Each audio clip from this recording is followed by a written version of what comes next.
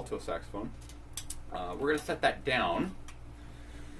And we're going to go move the next size up, which, if you're following, the members of the saxophone family, like the members of the clarinet family, follow standard choral voicing, so soprano, alto, and then the next voice down is the tenor.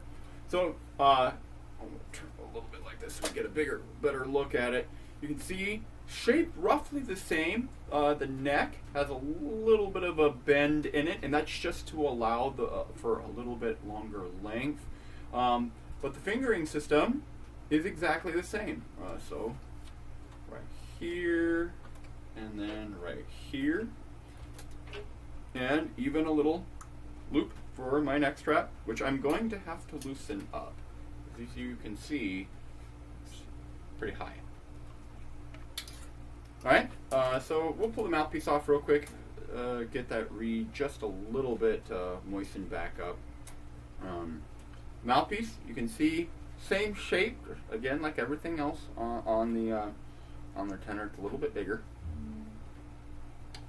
Reed, not that much bigger. In fact, when I pulled this reed out, I actually had to look at it for just a second, think, is that a tenor or an alto reed?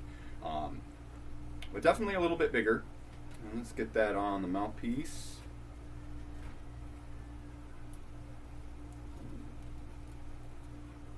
It's lunchtime in the Vassal compound.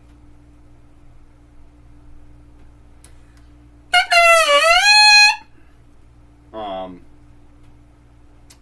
depending on how you relax or tighten your seal, you can get the mouthpiece to play different sounds. It's kind of fun to do sometimes to annoy band directors, etc. All right, so we get that on there. You'll know you can see the cork right here on the neck of the mouthpiece, and we'll get that put that on there nice and straight. Now, it's impractical to hold the tenor like this. You can see I'd have to push my neck back because the length of the neck. So what we do, we twist the mouthpiece so it's a little bit of an angle, and we allow the saxophone to rest past us on the side. When you're sitting down, especially young players, when you're sitting down, that'll be super, super helpful. But gotta make sure that comes right into our mouth at the proper angle. Looks like we're good to go.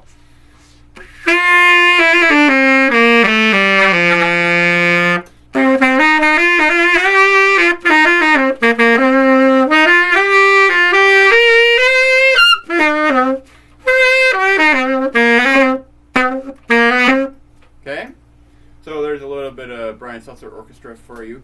It's a song called "Who's the Boss?" The tenor is probably a little bit more well known in pop music circles.